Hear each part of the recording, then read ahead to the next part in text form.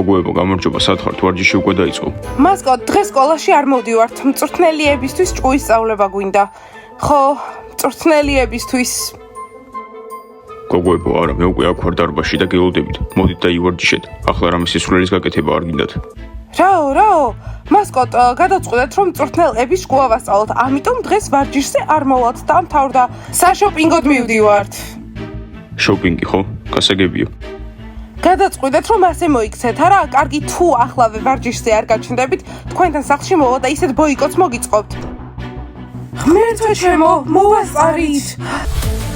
გოგოებიც მოვიდნენ. აბა, ამას როგორ ამიხსნით? რატომ დააგვიანეთ ვარჯიშზე? გისმენთ?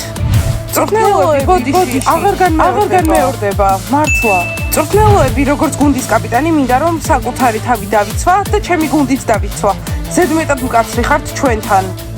რა? როგორ ბედავ ჩემთან ასე ლაპარაკს? გუნდის კაპიტანო, იცი ვინ ვარ? კი, ჩვენი მწვრთნელიები.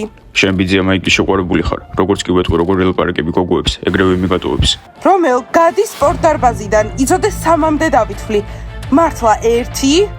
არა, მწვრთნელოები რომელ არცადაც არ წავა, რადგან ეს ჩვენი სპორტ დარბაზია, ჩირილდერების სპორტ დარბაზი. რა? დიანა, როგორ ბედავ?